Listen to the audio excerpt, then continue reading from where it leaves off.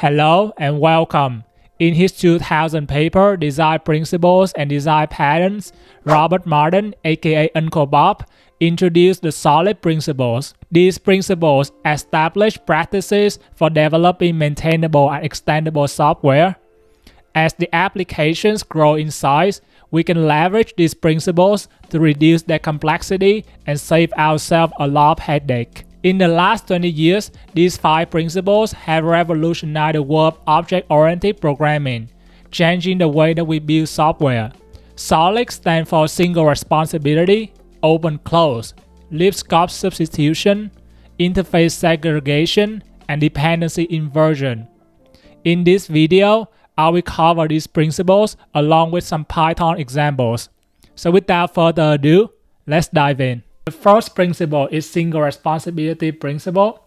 The principle states that a class should have only one reason to change. This means that a class should focus on one responsibility. If a class takes care of more than one task, you should separate those tasks into separate classes. To illustrate the single responsibility principle, I have prepared an example here. So we have a class called File Manager. This class has 4 methods: read, write, compress, and decompress. So read is used to read text from a file, write is to write data into a file, compress is to compress a file into a zip file, and decompress is used to decompress a zip file into a normal file. This design violates the single responsibility principle because it has 2 responsibilities. The first 2 methods is used to manage a normal file, while the last 2 methods is used to handle zip files. So to fix this issue, we can break this class into 2 separate classes.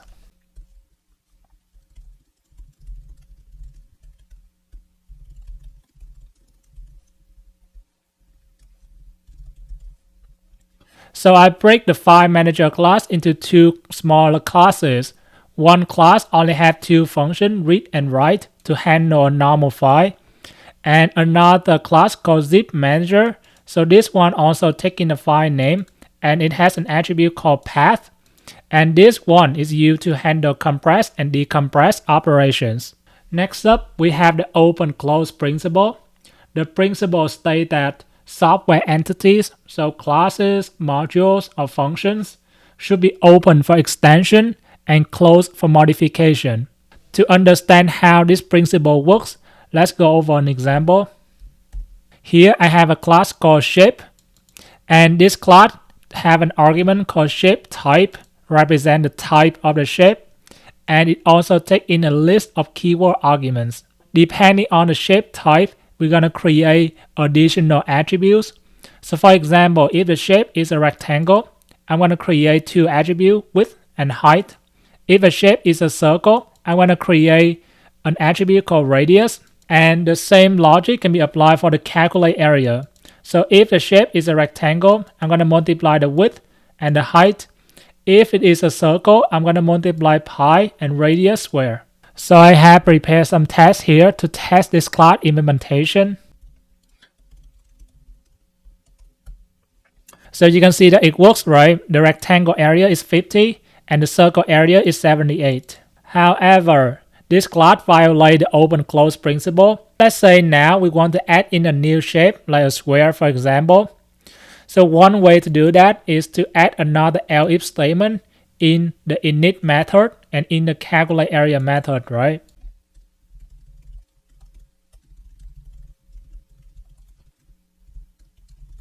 So a square has an attribute called side.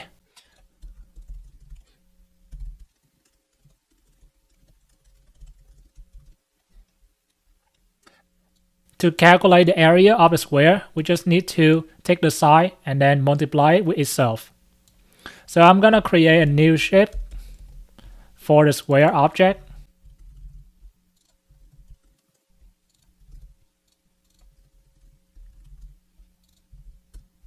And run the script. Alright, you can see that the logic still works. But this design violates the open-close principle, because every time we add a new shape, we have to add a new else-if statement to the constructor and the calculate area. That means the class shape is open for modification. So one way to refactor the code is to create a base class for the shape and then create concrete implementations for each shape. I'm gonna do that now.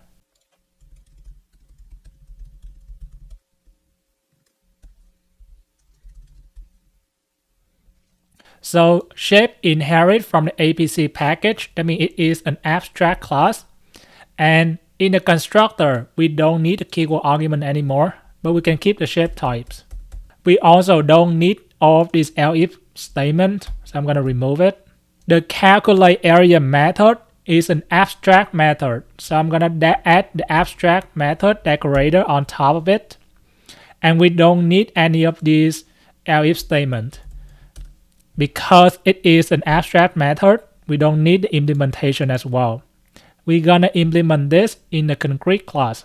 So I'm gonna create 3 classes, one for rectangle, one for circle, and one for square.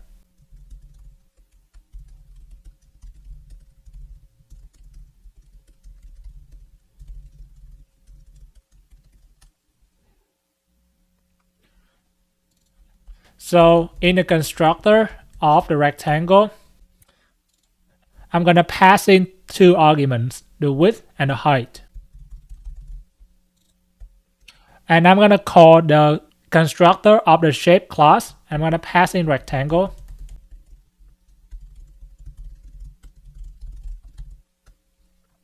I also implement the calculate area method.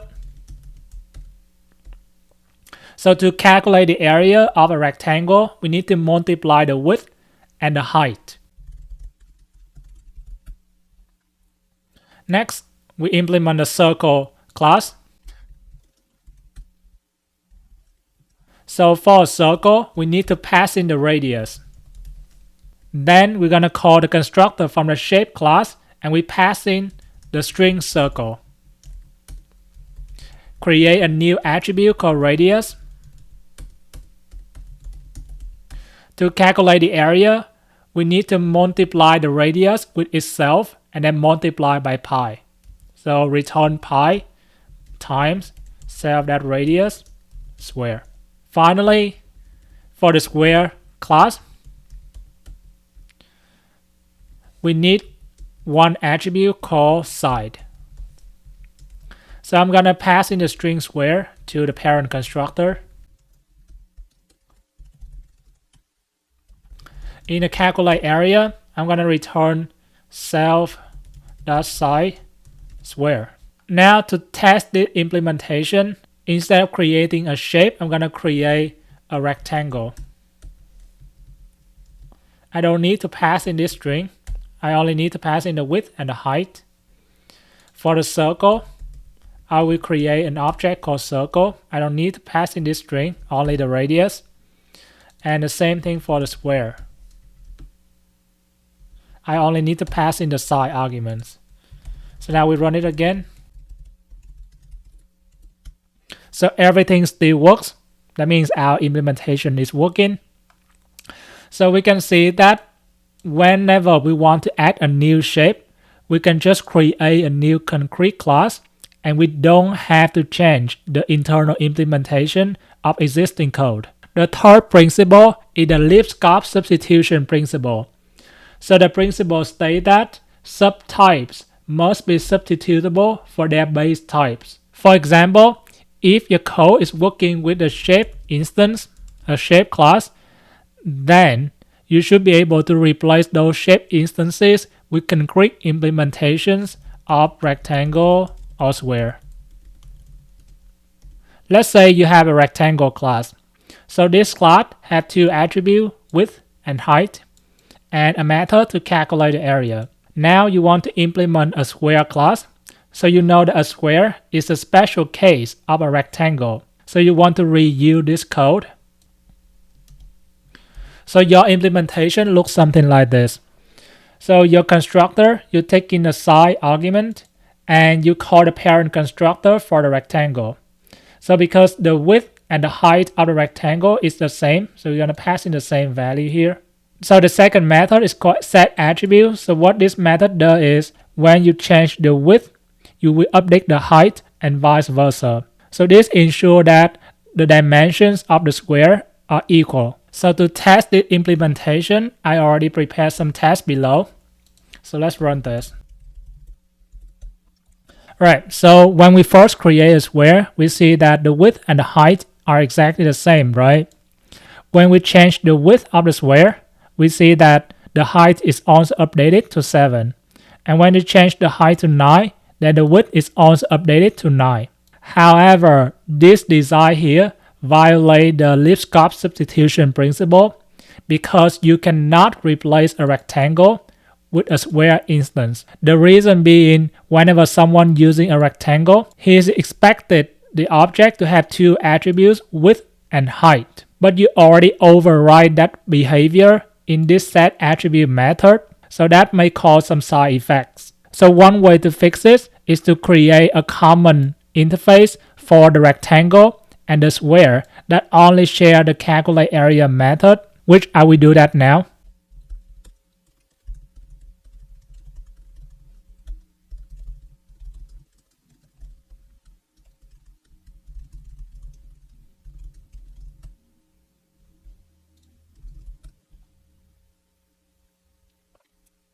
So next, I will inherit the rectangle class from the shape class.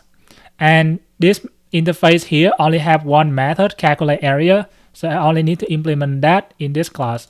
Then I need to change the implementation of the square class. The square class no longer inherit from the rectangle class. It needs to inherit from the shape class.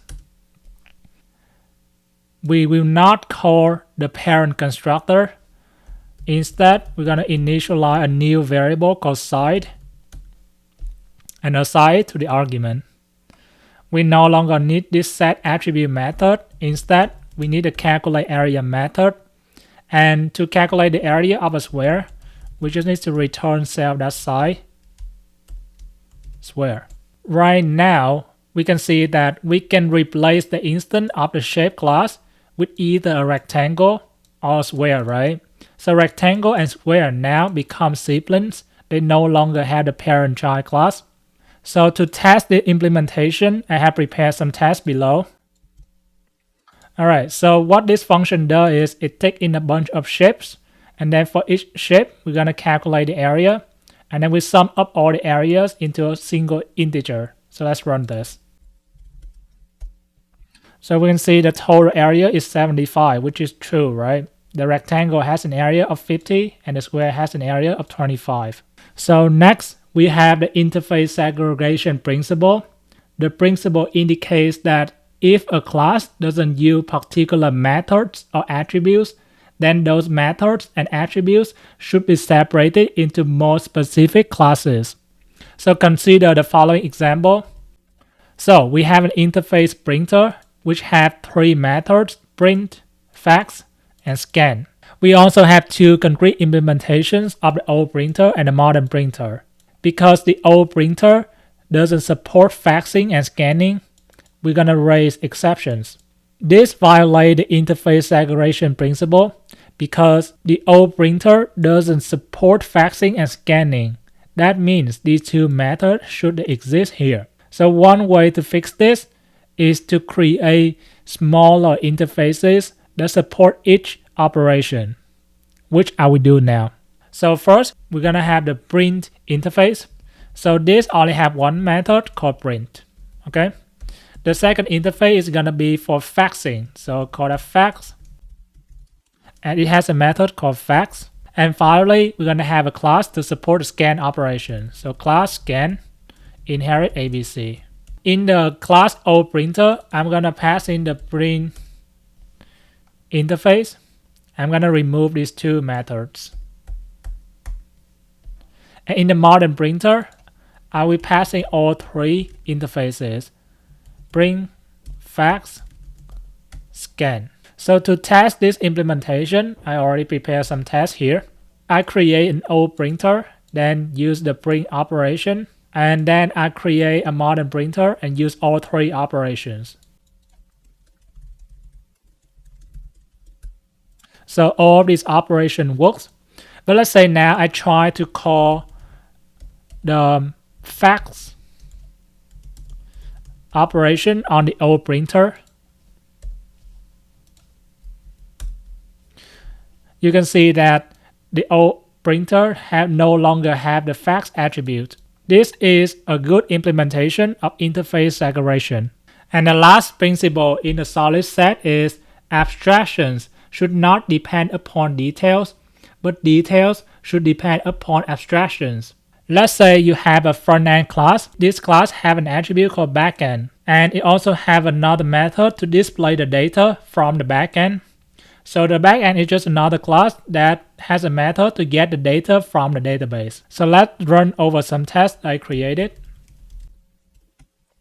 So you can see that we can see the data from a database.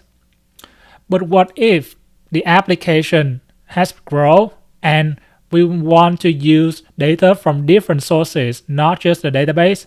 So for example, we want to use data from external APIs. So one way to fix this is to add an extra method to the backend class. So I will call this get data from API. And I'm going to return data from the API. I will add a new variable to the display data called data type.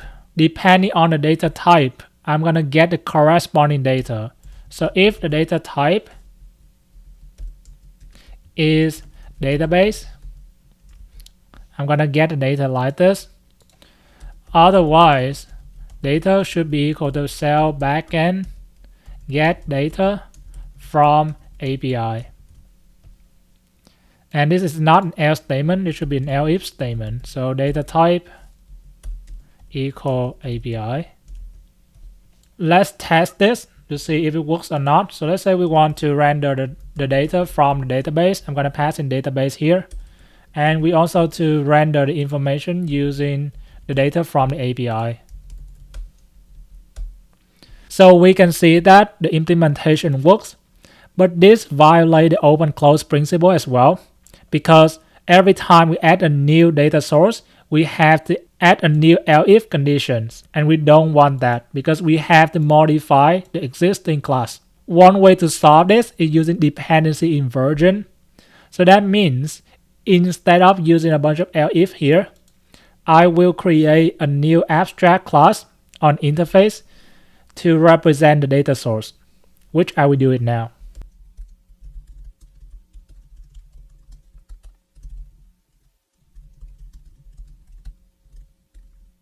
And this class have a method to get the data, and it is an abstract method.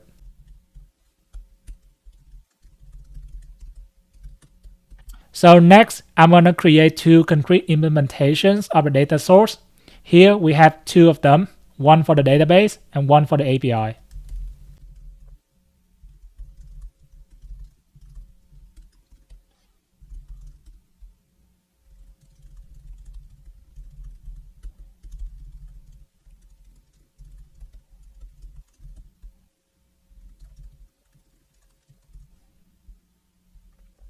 So we no longer need the backend anymore.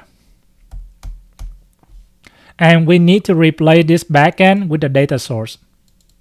So I will pass in the data source, then create a new attribute called data source.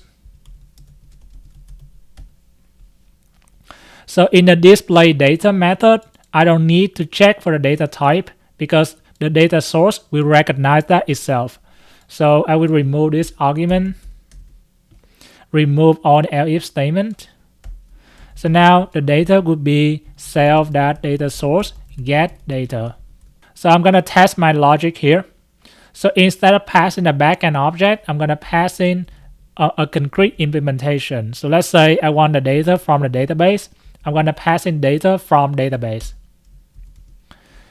Then I call display data. For the second function call, I will pass in the data from the API. So data from API. And then I call display data.